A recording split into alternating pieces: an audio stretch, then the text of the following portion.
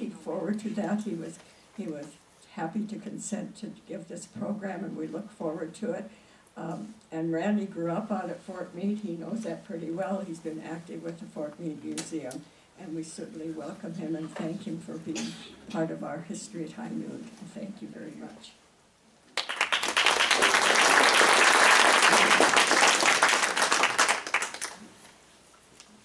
Well, thank you. My name is Randy Bender. I'm on the board of directors at the Fort Meade Museum.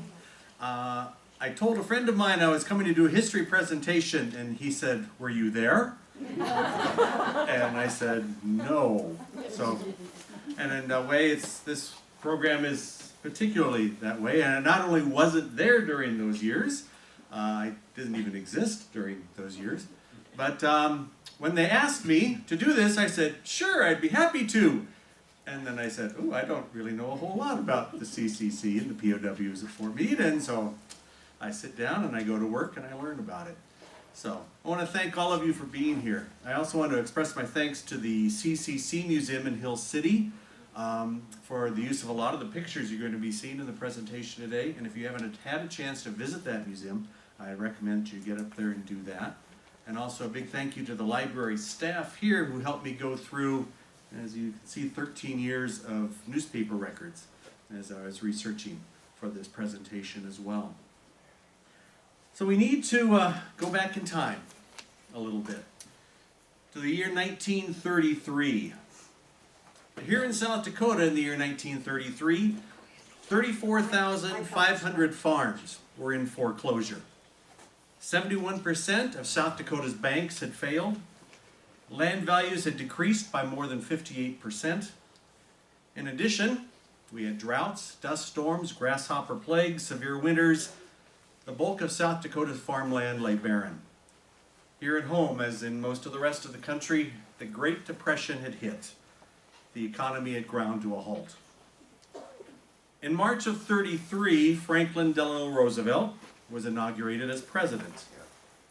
And he immediately set to work to deal with the crisis. One of the first things he did was on March 21st, he submitted to Congress a plan that would come to be known as one of the most successful government programs ever initiated.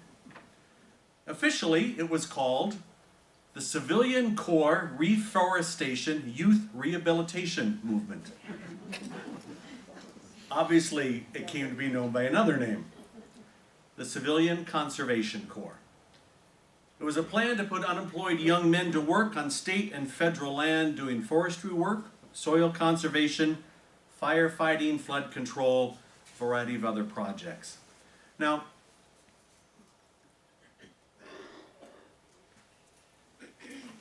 to head up that program, he chose Robert Fechner, and that's him in the suit and tie on the right, standing up. And Robert Fechner had kind of been chosen as a sop to the unions. The unions were against the Civilian Conservation Program. But Fechner was a big man in the union movement, and so by putting him in charge, it helped calm some of those fears.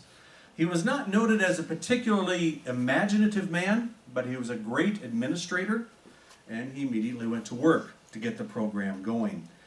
Rather than creating a new department to run this, they used 4 other existing departments that worked together to do it. The Department of Labor, they screened and selected the young men that were going to be part of the CCC. The Department of War, they fed them, clothed, housed, provided medical care, transportation, recreation, the equipment and operations of the camps. The Department of the Interior was in charge of work done at national parks, national monuments. The Department of Agriculture handled national forests and coordinated projects on state and private land. And even the post office got involved by donating a number of their old trucks to the Army to use in the transportation of the men.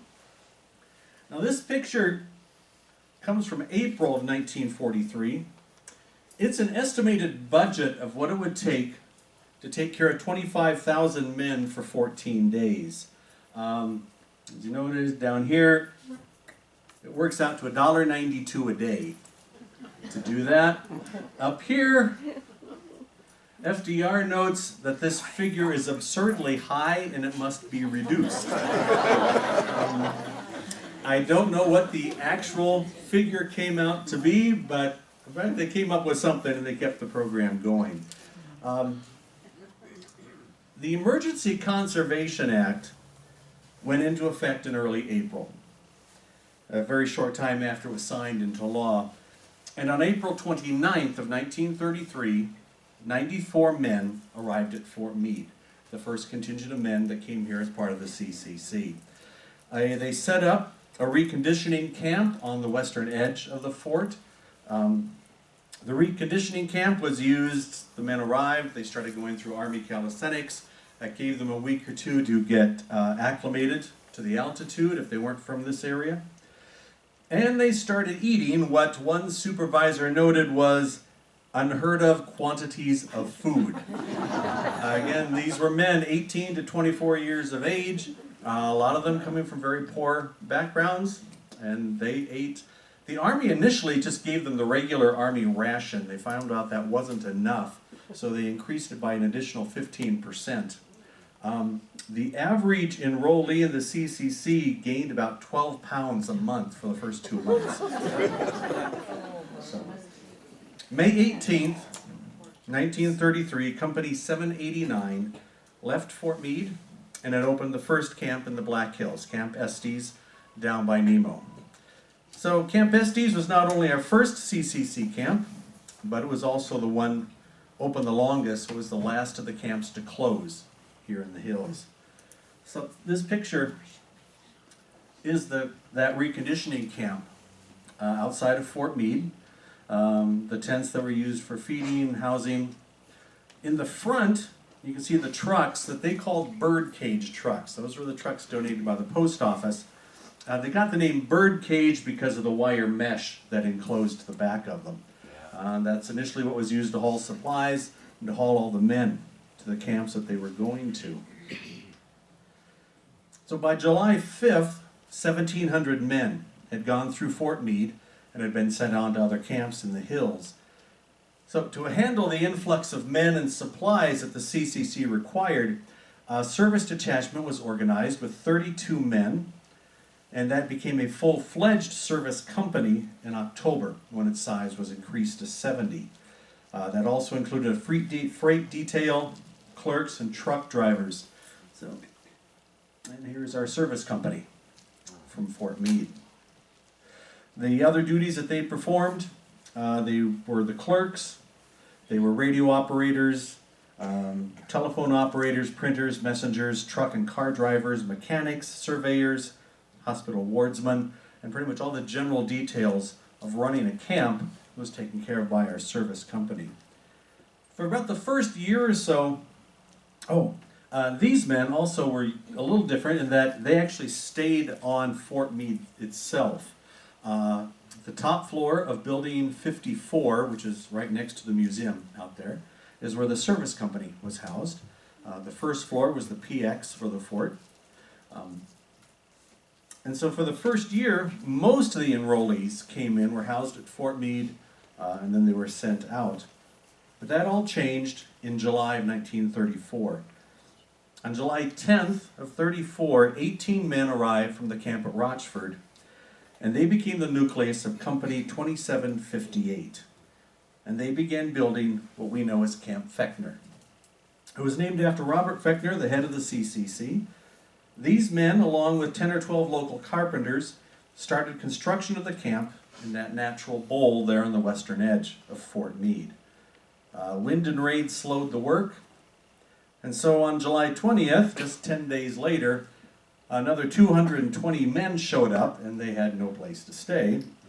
Their first meal was cooked on some field ranges under a storage flies, and for the next 2 weeks, those men went through their reconditioning process as they got accustomed to the environment. So here's a picture of the completed camp.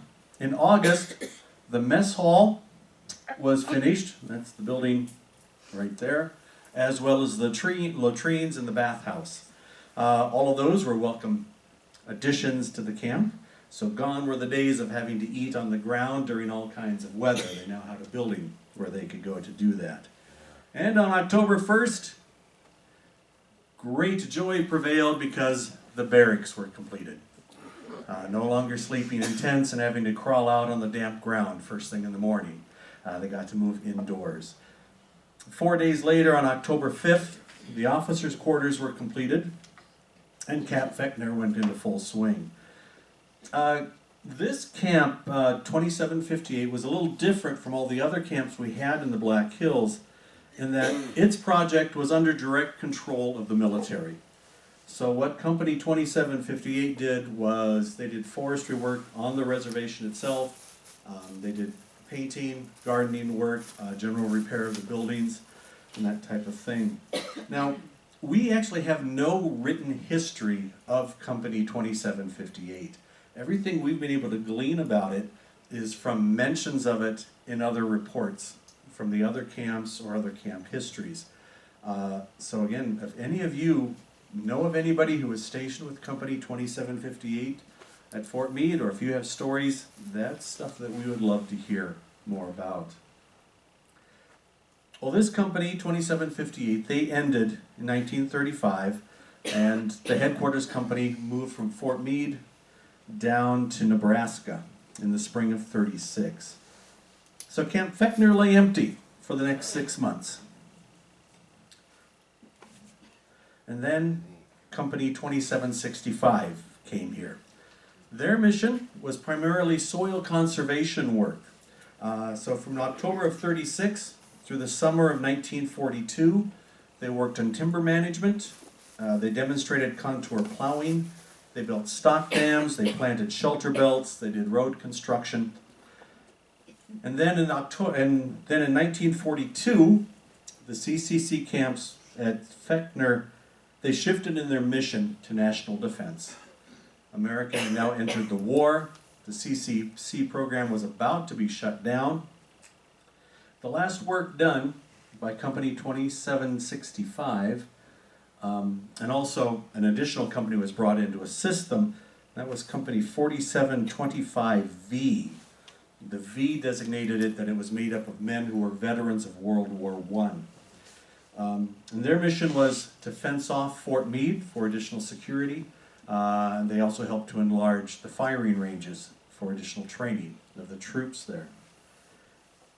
In the summer of '42, they completed those jobs. The camp was closed, and Captain Ringsrud, the current camp commander, shipped all the headquarters down to Omaha, to the district headquarters of the CCC. And so, that area of Fechner's history was closed. What we have today, well, there are a couple foundations out there. As you're driving into Fort Meade, just to your right when you come to the first entrance, that's that natural bowl area where Fechner existed. BLM has put up a nice sign that tells a little bit about it, and if you walk out there, you can find a foundation. On the hillside, you'll see this old fireplace, and that's what remains of the officers' quarters up there on that hill. This is a map of all the CCC camps in South Dakota. As you can see, it was pretty heavy here in the Black Hills, where we had most of them. Here in South Dakota, they employed about 32,000 men. About 2/3 of them were local boys here from South Dakota. The rest came from neighboring states. And they sent an estimated $6.2 million back to their families. See, when you enrolled in the CCC, you joined up for 6 months. And then you had an option to sign up again, and you could do that for 2 years. And when you signed up, they gave you a uniform, they got you medical care, they fed you, and you also got $30 a month. Now, of that $30, you got to keep about $5 to $8 of it. The rest of it was sent back to your family or your dependents for them to use. Now, the money you got to keep, you got in the form of camp exchange coupons. Or you could keep it in cash if you wanted to. The coupons you could use at your post PX, and there you could buy, soap, writing materials, candy, cigarettes, beer, soft drinks. the things that they didn't just provide for you on a regular basis. You know, here in the Black Hills, it's almost impossible to step outside and not come face to face with some aspect of what the CCC did. During their years, they constructed 500 bridges, 468 dams, hundreds of miles of roads and telephone lines. They planted over 1 million trees, stocked over 4 million fish, and worked 1 million acres of soil and animal control. And even if we just looked at the names of their camps, you know, we have Camp Mystic, Horse Creek, Pactola, Robay, Rockerville, Farm Island, Custer, Sheridan. I mean, these are the names of our favorite places throughout the Black Hills, and they exist because of the work of the CCC. Now, one of the things I found interesting is that education within the CCC was kind of an afterthought. The main thing was to get these young men to work on soil conservation and forestry projects. And after it had been going a while, someone thought, oh, what are these guys going to do when their enlistment time is up? They're still not going to really have a skill. You know, if you're out here in the Black Hills learning how to thin forests, and we're going to send you back to Sioux Falls or Detroit, you're not going to have a skill that you can use. And so they started offering education classes, you know, bookkeeping, typing, auto mechanics. This is a certificate for a man who completed 84 hours in auto mechanics training, so that when they got out of the CCC, they now had an employable skill that they could use when they got back out in the market. Communication with the camps was done by radio for the most part. This is the radio room here at Fort Meade, and one of the camps they kept in contact with was Camp Pine Creek up by Mount Rushmore. Pine Creek's nearest telephone was Keystone, that was about 5 miles away, and so Fort Meade would contact them 3 times a day, at 7 in the morning, 11 in the morning, 2 in the afternoon. You know, they called at 11 in the morning, and at that time, Pine Creek would report its daily schedule. Pine Creek would ask any questions that they had, and hopefully at 11 or 2, they would get their answers. You know, it's a little bit different than today when, you know, we get irritated when our cell phone, they don't answer it on the second ring. You know, communication was a little bit slower, but it's amazing that they still made it work and got things done. Well, this man, Milchsleeve, was one of the men that served at Fechner. And to close out this portion of the program, I would just like to share a little bit of his memories of being in the CCC, because I think they're fairly standard for what a lot of these young men did. Milt writes, I was 18 years old on September 29th, 1935. And in that October, I joined the CCC. Now, I was a small-town farm boy who never went to high school as times were tough, so I started working at age 13. I was the oldest of 4 children. I had 1 sister, 2 brothers. I was raised on a farm east of Oral, about 20 miles south of Hot Springs. Well, we had to get to Rapid City to be inducted. They examined us in the American Legion Hall on St. Joseph Street. Then we got in an Army truck and we went to Camp Pine Creek, the home company of 1793. The camp was just below Mount Rushmore, where Horse Thief Lake is now. I helped build the spillway on the dam, hauling rocks and sand with a wheelbarrow. I was put on KP duty and more or less enjoyed having a steady job. We only had to work 5 days a week, and then I'd get back to Hot Springs on Friday and didn't have to be back until 6 a.m. Monday morning. Well, after 6 weeks, that came to a halt. We were transferred back to Camp Pine Creek, and I didn't like it one bit. All we did was cut wood to keep the camp going. That was the winter it got to 56 below zero up there. And we had to melt snow to get water to wash our hands and face. Well, I signed up again in the fall of 37 and went to Company 2765 at Camp Fechner, Fort Meade. Spent about 4 weeks doing odd jobs like KP, getting wood, running a wheelbarrow. And then I was assigned to my first truck, an International number 8, I'd always driven a Ford or Chevrolet, so this was a new challenge for me. Learned a lot while in the CCC. Took up typing, bookkeeping, and learned enough about cooking that I served some of my Army time as a cook. And even though you could say I was an 8th grade dropout, I started my own alignment service in January of '64, which I ran until '82, when I turned it over to my son, nephew, and son-in-law. It's called Uncle Milt's Alignment Service. So, at its peak, the CCC had 600,000 men operating in over 2,000 camps across the country. Altogether, about 3 million men served in the program before it was disbanded in 1942. So Camp Fechner closed as a CCC camp, summer of '42. But it didn't stay empty very long. Later that year, they said, America's now entered World War II. And in November of 1942, the 620th Engineer General Service Company moved into the deserted camp.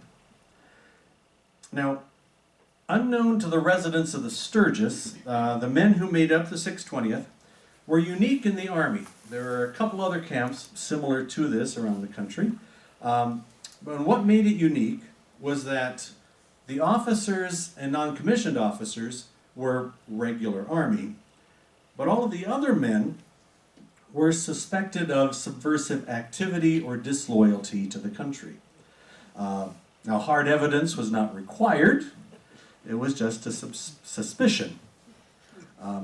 Most of them were nonconformists. They had refused to fight against the countries that we were at war with, and they were drafted in spite of those views. They didn't receive any real military training. They were not issued arms.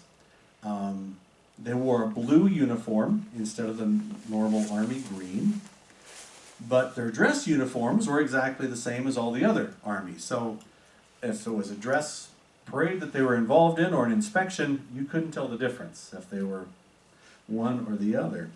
And like all the other troops, they could leave the fort at the end of their day when they weren't on duty. In fact, one group of them had rented an apartment up in Deadwood where they would go on weekends to enjoy the high living of the exciting town there. And another group rented a cabin in Spearfish Canyon for the summer. Well, that group they were a little worried what they were going to be doing up there in that cabin, and so the Army did make provisions to keep it bugged and listened in on them. But nothing ever came of that. What the men did, they made camouflage nets, they did the gardening around Fort Meade, they did the laundry, they hauled the trash, they painted buildings. Anything that was considered a non-sensitive work is what they ended up doing. The 620th left in December of '43. Once again, Camp Fechner stood empty. And then the fruition of a long-held dream took place. Fort Meade was chosen as the site to become a new VA hospital. Congress appropriated $300,000 to convert the old Army post into a hospital, and now we had the issue of where are we going to get the men to do the work. There were deadlines that had to be met, there was a shortage of skilled labor, and the answer, if we change the screen, is prisoners of war. Now this is a stencil that was used to paint PW on the back of their shirts, so we have this on display out at the museum. We got permission from the Army Labor War Board, I think it was called, or to bring prisoners here. They came to us from Fort Robinson. And those men went to work converting the old Army barracks into what would become the first hospital wards at Fort Meade. Now, they were going to be housed. This is a building that is no longer in existence at Fort Meade, but it's one of the barracks that we had for those prisoners of war. And then we also took another old building that had been a warehouse and turned it into a workshop. for them. The men arrived in November and went to work on that conversion project. Now, this was not free labor for the contractors. The contractor paid the government the equivalent of what they would have paid a local free labor if they had been hired to do this. So the contractor was still paying for this work. The prisoners themselves, they got 80 cents a day, and that was paid to them in canteen coupons, similar to the coupons that the CCC had. You know, they could use it in their own canteen to buy stationery, soap, candy, beer, cigarettes, all of those kinds of things once again. Now, a lot of what they did was the woodwork, plastering work. They also did some stone work. This is a piece of sidewalk that we have on display at the museum. And you can see where the prisoner has inscribed POW 206, his prisoner number, 1945. And then underneath the sidewalk, he had buried his chisel as well. So maybe he was going home and this was his last day, or he just reported it lost at the end of the day. I don't know. It's there. And the system was not without controversy. A lot of the people in Sturgis didn't like the fact that we were using prisoner of war labor. They felt that that the local people were not being hired. And was another complaint with the CCC camp, because you're bringing in all these young guys to do this work, and we have all these other guys that need jobs. Why aren't you hiring them? Well, the CCC solved that by hiring what they called LEMs, local experienced men. Now, you're bringing in a farm boy from the plains of East River, and you're sticking him out here in the forest and say, here, go clear out those trees, and he has no idea what to do. So the local experienced man, the LEM, was the local guy who had worked in the lumber industry. And he would go out there and he would teach these guys to do it. And so they were hiring the local men as well as the CCC boys. With the POWs, it came to a head when several men were laid off work, and they made quite a ruckus about the fact that they had been fired because they were going to use POW labor. A meeting was held between the War Department, Labor Board, the Chamber of Commerce, and the administration of the VA.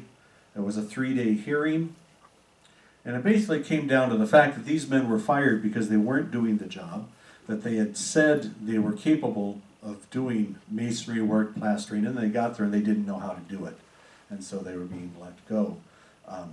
And that the prisoners of war had the needed skills. One of the big, it's point 2, which isn't listed on here, but point 2 was that as local labor became available that was capable of doing the job, they would be hired to replace the PWs.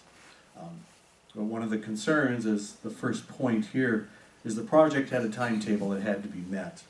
And if it didn't happen, we were going to lose the VA. And so they used the labor that they had to get the job done. December of 1944, we've celebrated the first Christmas at the new VA hospital. On Christmas Day, Mass was celebrated by 32 residents of the hospital and 36 prisoners of war. The prisoners also made up their own choir, which sang at the service. That afternoon, the Lutheran service was held, and a number of prisoners attended that as well. Well, the summer of 1945 was approaching, and it now became clear that there was also going to be a labor shortage in the farming community in the area. And once again, Camp Fechner was called into service. This time, Camp Fechner became a prisoner of war camp. They put barbed wire around it.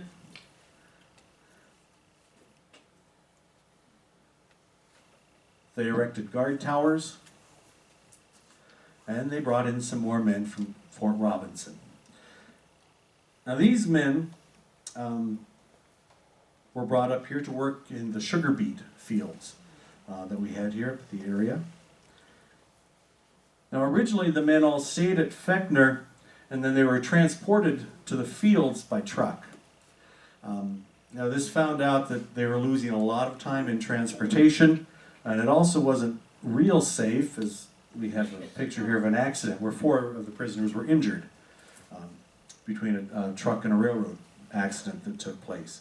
And so, to compensate for that, they built another prisoner of war camp up by Ormond Dam. And once again, it was an old CCC camp that they put fence around, brought guards in, and moved the men up there. Now, with all of these German prisoners, one of the strict, hard, fast rules that the Army said was that there was to be no fraternizing between the prisoners and anybody else. And that policy was to be followed strictly by all military personnel, the employers of prisoners, and the employers' families. However, it was not very strictly followed. This is a picture of the prisoners taking a dip in the Belfouche River after a hard day at work. And David Rathbun, who is supposed to be in this picture, but I don't know which one he is, he was working on this farm as a 13-year-old, and he says he swam with them a couple of times, and so did the American guards. And on another note, Eleanor Miller wrote down some of her memories in a paper called My Life as a Young Beet Worker. And this is one of her stories. At the time, we had the prisoners. My little brother was about a year old, and one prisoner wanted to see him. Now, we were not to let him in our house, but Mom let him come in. Well, the man just stood, looked at my little brother, who was sitting in his high chair. The man rubbed my brother's cheeks and patted him on the head very lovingly. The man cried and cried so hard. He told Mom he had a wife and 3 children in Germany, and he didn't know if they were alive or not. And on a happier note, Eleanor also reports that on the last day the men were working for them, they had learned that it was the birthday for one of the young men, and that they baked him a birthday cake, and they talked her father into stopping at the house. And so they all brought the cake out and sang happy birthday in English, and all the Germans sang it in German. And they all had a little party before they went back to Fort Meade. Well, the war ended May of '45. And the government went to work to get the men repatriated back to Germany. So in October, the camps at Fechner and Ormond Dam were closed, and the men returned to Fort Robinson in preparation of going back to Germany. The camp on Fort Meade itself remained a short time longer, as those men continued the reconversion project, and they celebrated one more Christmas and New Year's Eve with us. The Sturgis Tribune reported that the New Year's festivities included a girls' choir from the Presbyterian Church, and some of you may recognize some of these names. The choir was made up of Hope and Lois Cox, Carmelite Baldwin, Joan Young, and Shirley Hale. Those familiar names too. The 52 remaining prisoners performed a number of musical numbers as well, and they also presented Pastor Erskine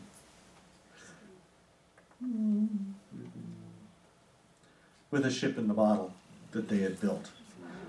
Now, unfortunately, this is not the one that they presented to Pastor Erskine.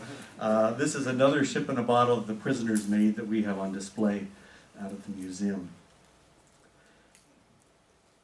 In presenting the gift, their spokesman said, "No place have we ever lived where we found more hospitable and friendly people to us than the people of Sturgis and the Black Hills."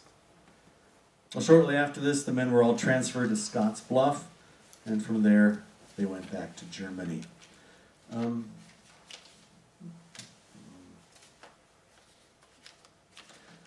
got a letter here that was written in August of '46 from a prisoner to a man that he had worked with while at Fort Meade.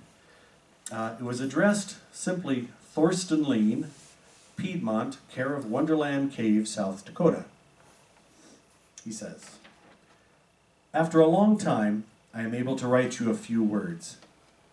How are you and yours? How is your car, and are you still using it? How is the season in your Wonderland cave? I hope that everything is okay. Well, after I left you in November 1945, I got transferred to Nebraska. I spent there 3 months in picking corn, and after this the long trip homewards began. We boarded the ship in New York on March 9th and arrived in France 8 days later. March 31st, I got my discharge papers. But how did I find our old Europe? It wasn't to recognize. The city's destroyed and the people's hungry and tired. You can't imagine how it is to come from the States to this continent. I felt coming from heaven to hell. I took a job by the United States Forces in Austria and have a good time now, but my mother and brother, both living in the Russian zone, don't ask how they live. I won't tell you too much how the life is over here because you read enough of it in your newspapers. Are you still holding your job in Fort Meade? Are all the PWs gone now?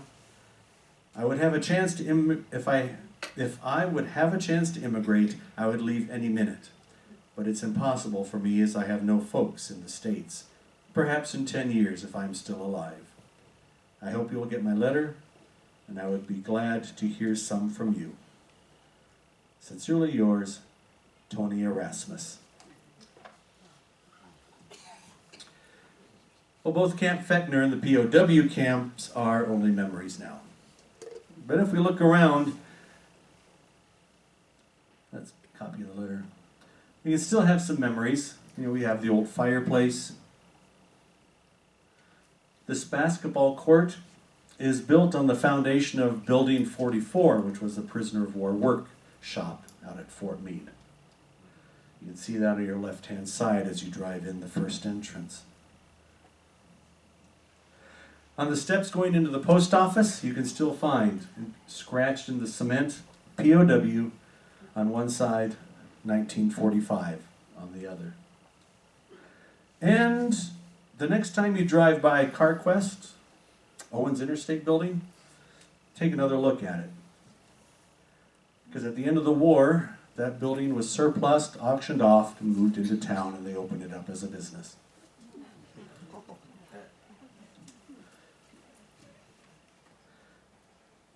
So, history is all around us. Just need to open our eyes to find it. And as I said earlier, now if any of you have stories, we would love to hear those. Of maybe some of you had some of the prisoners of war working with you, or you met them, or you have memories of the CCC. If you have questions, I can't guarantee I'll have an answer, but I'll make something up anyway.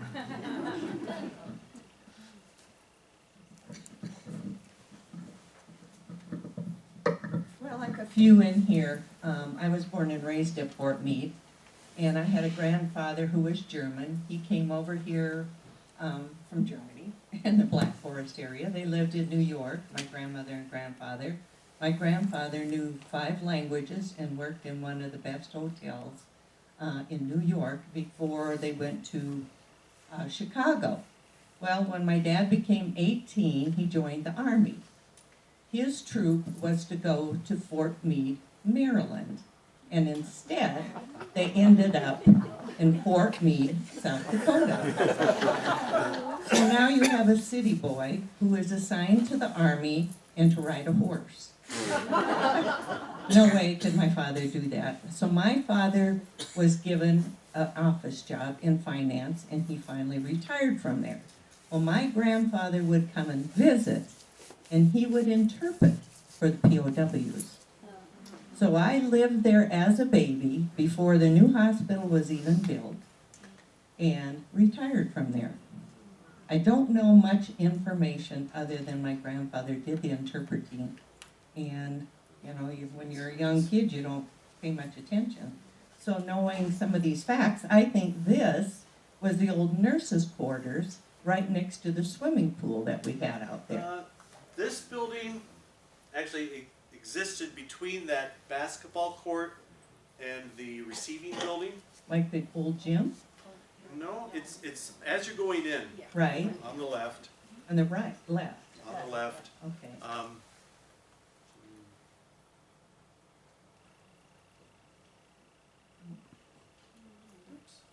Anyway, I remember Yeah. hiking in the Yeah, hills and that finding barrack all building these sat relics.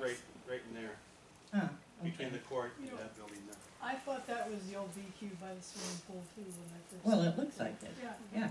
The old BQ, is that the VFW club? Cause that was out by the swimming pool. No, that was 2 stories out there, Okay. yeah. We had a lot of temporary buildings. No, the ones I'm thinking of weren't temporary, I mean, they were there for a long time by the Well, swimming pool. yeah. But maybe that was before you guys moved there. I mean, I go But way we back. still have buildings out at Fort Meade that are considered temporary buildings. Anyway, I just want to tell you my grandfather interpreted.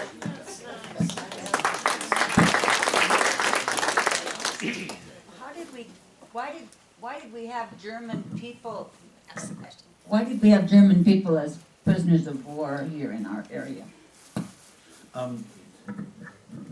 We had prisoner of war camps throughout the country. The largest one in our region was located down by Fort Robinson, Nebraska. But where did they come from? The prisoners we had came from the African front. So the men who had been serving with General Rommel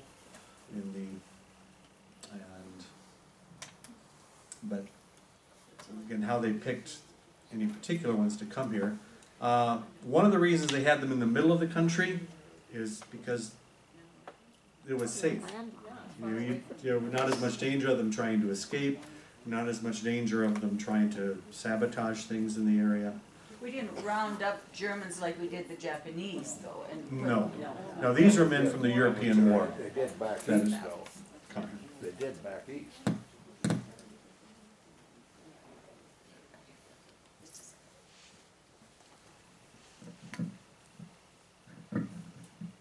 You said that the people who hired the prisoners of war had to reimburse the government. Did the government use that money then to take care of their needs as far as food and lodging and everything else, or I did that work? really don't know the answer to that question. okay? I would assume that's how they funded part of it, but I don't know. Thanks.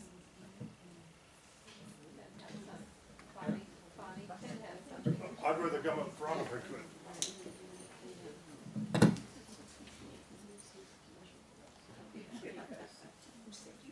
Well, you said I could. Did I get there, Randy? Yep. My name is Ted Sickman, and I have 2 stories, actually 3 stories to tell you. First of all, I had a brother that was in the CCs. And I remember he told me stories about, as you were saying, the money they got, they kept only a small amount.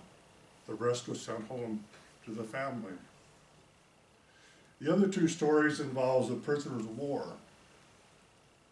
Now, during the time they spent at Fort Meade, some of them went to the Black Hills to cut saw logs. And my father was put in charge of those people up in the Black Hills to saw these logs. Now, they had guards there, of course, but my dad said they were very wonderful people, very friendly. And my dad had an old pocket watch. He had it for years.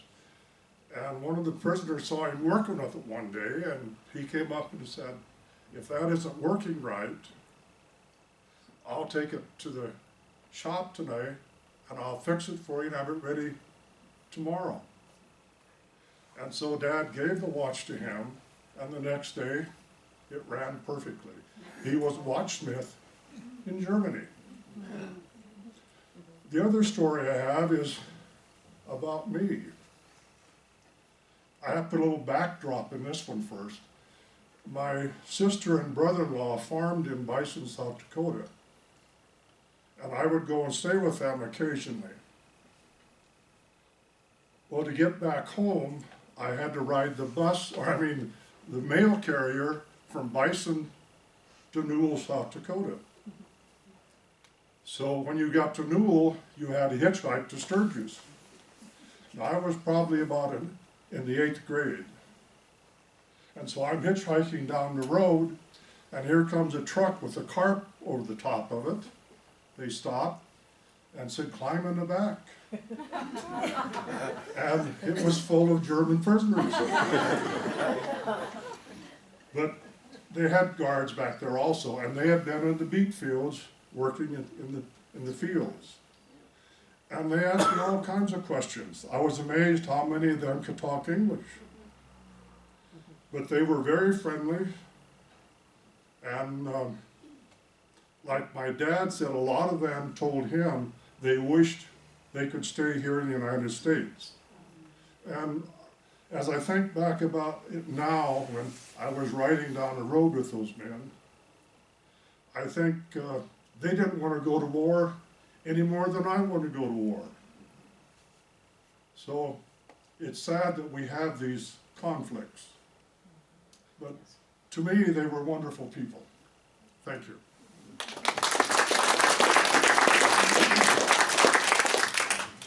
Yeah, Phil was an idiot. Okay, Sean.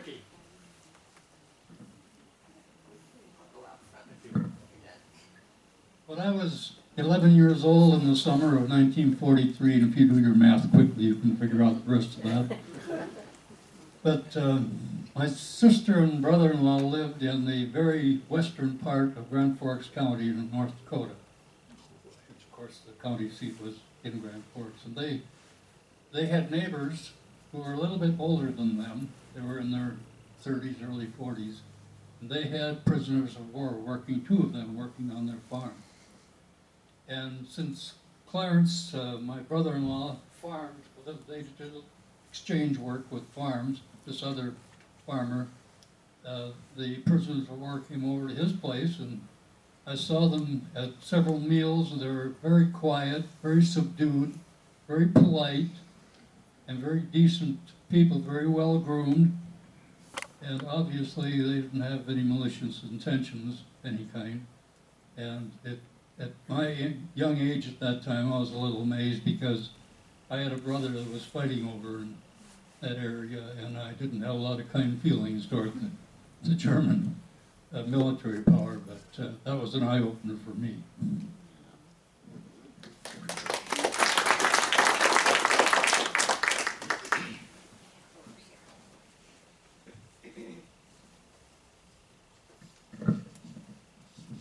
I lived at Fort Meade when the POWs were there, and they was just across the street from where I lived.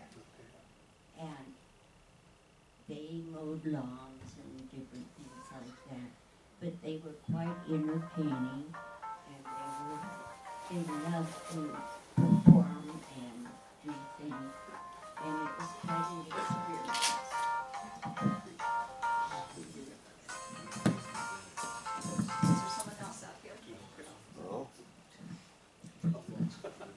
Well, I was just going to say that I remember the prisoners of war, and anyway, there were also several Italian prisoners of war here.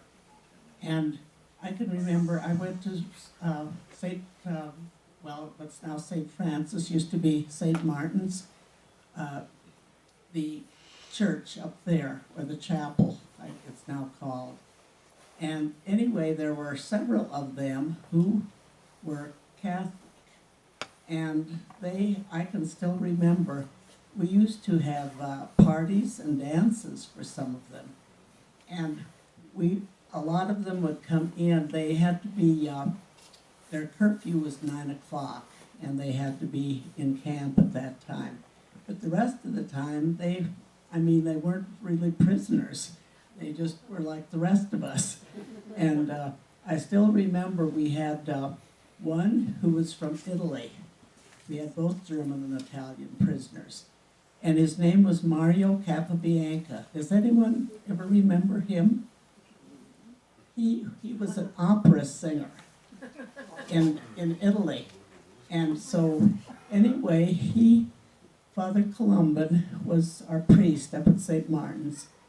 And anyway, he asked if he could help with our choir.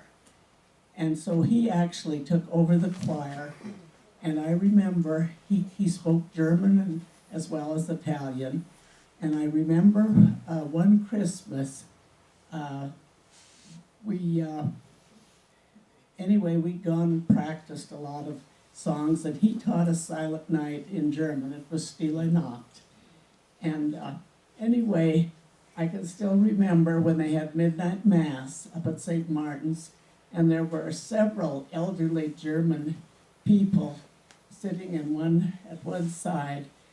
And when we sang Stille Nacht in German, they all cried. Gentleman behind you. That's nice.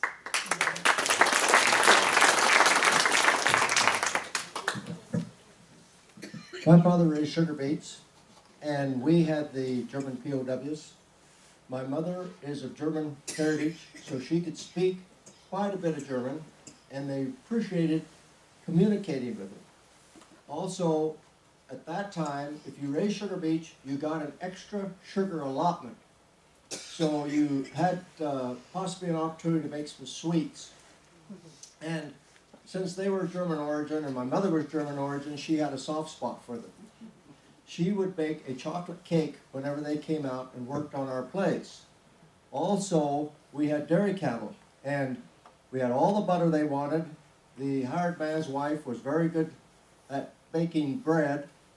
They had homemade bread, all the butter they wanted, all the milk they wanted to drink, and at the end of the meal, they had a piece of chocolate cake. Now, my dad said that when he took the truck in to pick up Germans, that there was kind of a squabble as to who wanted to get on that truck. Also, to augment that, my grandfather had honeybees.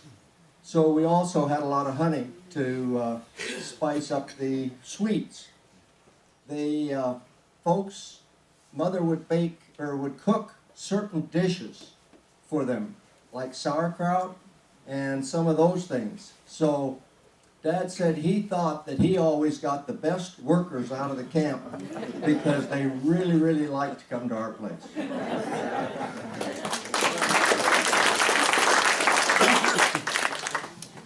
I want to make just one comment. I'm a volunteer at the Civilian Conservation Corps Museum in Hill City. And we're fortunate enough to have a CCC man still on our board of directors. His name is Jay Hendrickson. I don't know if any of you know the name. Jay celebrated his 95th birthday this past summer. And if any of you are interested, he's speaking tomorrow at Hot Springs at the History Conference at 1:30. I just thought I'd put that plug in, Randy. And I learned some things today about the CCC, the POW camp, so thank you.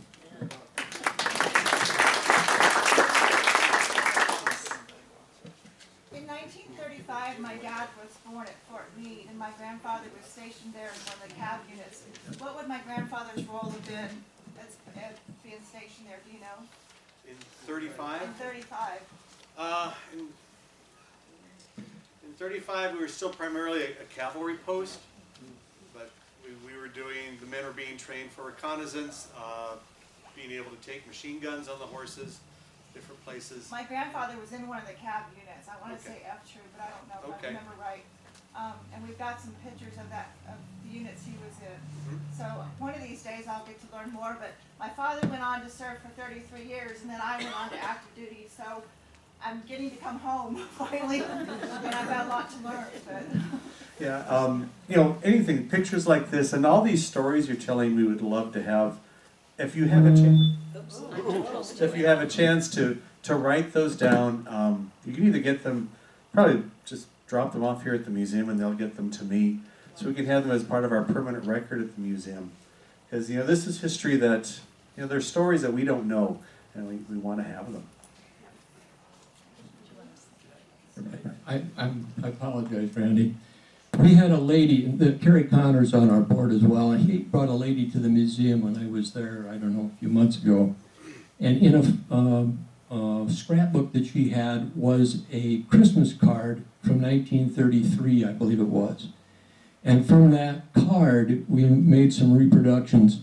And we have a few left from this year, and I'll just leave them up here. If somebody wants to take one with them, you're certainly welcome to do that. Thank you.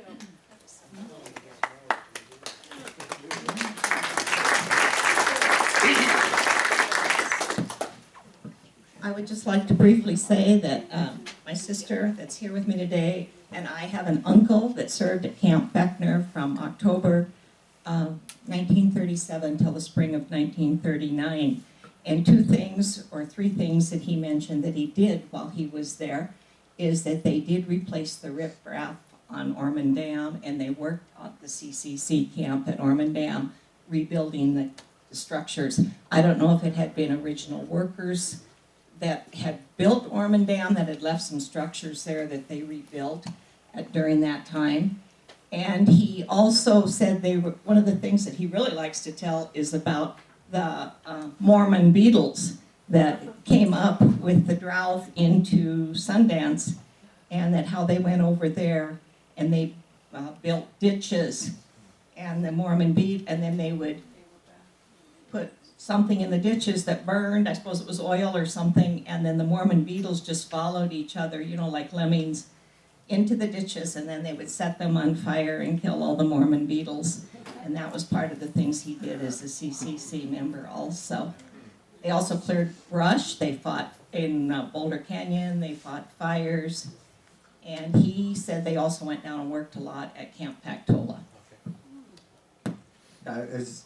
I just found out too that all this dam work that they did in our area, that because of the CCC, they developed a new system for building dams, because here in the Black Hills the rock is so porous they couldn't use the standard technique of just piling up a bunch of dirt and rock.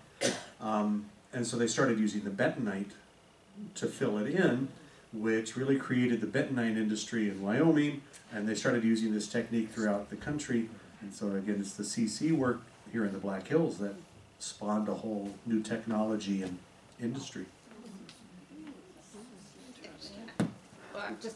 Where is the museum in Helsinki? It's in the Visitor Information Center, just as you come in. It's an old Forest Service building, and we occupy the upper level, the upper floor.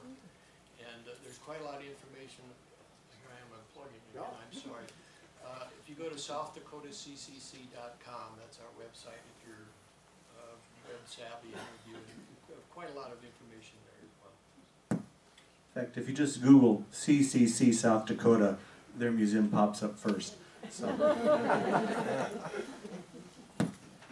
else? I'm sorry, Elaine. Well, mine is kind of an insignificant little thing, but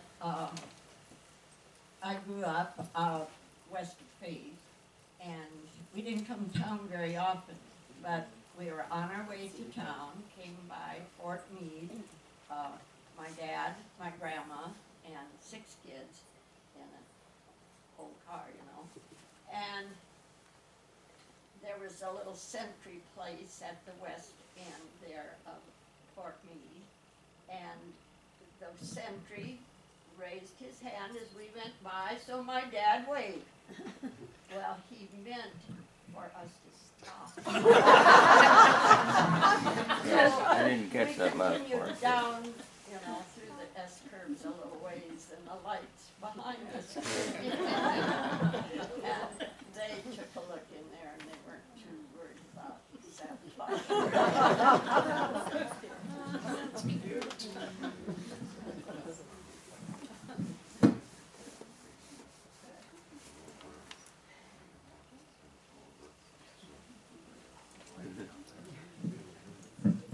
It's just me again. When she mentioned the Mormon beetles, I remember the Mormon, we always called them the Mormon crickets. But anyway. I think you're right. I think it is Mormon crickets. I'm sorry. That's okay. But anyway, I grew up about 80 miles east of Sturgis, and of course lived through the dirty 30s. And I'll never forget one time, it hadn't rained, you know, it didn't rain for 3 years. Everything was so dry. We had terrible dust storms. I know we had my dad raised a lot of hogs. In fact, we sometimes had 1,000 head of hogs. And I still remember it cost a lot to get trucks to come in and take them to market. So when they were ready to go, we'd take them to Faith, which was, 50 miles. And my sister and I, and we had a dog, if you can imagine starting out across the prairie with 1,000 head of hogs. But we would go about 30 miles, and then we knew of people who had a little creek that ran by their house, and actually it was running always. I don't know why no one else had any water. But anyway, by the time we got there, those hogs would be so tired, and my dad had gone ahead in a lumber wagon with a load of corn on. So he would spread the corn out, and the hogs would eat, drink the water, lie down to go to sleep. And they spent the night, and then the next morning we would go in to Faith, and we'd load they were in stock pens there, and we'd load them on the freight train to go to Sioux City, and my dad would leave his wagon and horse at the livery stable there, and he would ride with them to Sioux City, get his check after, it wasn't very much for that many hogs, but still, it made quite a difference in our life. And so he would come back on the train then, pick up his wagon and horse, and come home.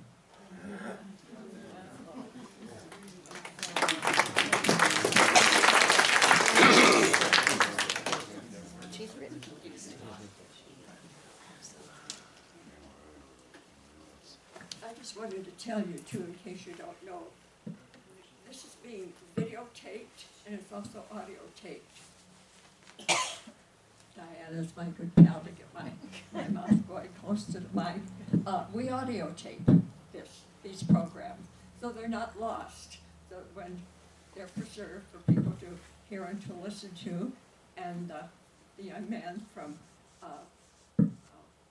Richard Moeller's brother has been videotaping it. So there's a record that we've been doing that for a long time. So I want you to know that that's part of what goes on here too.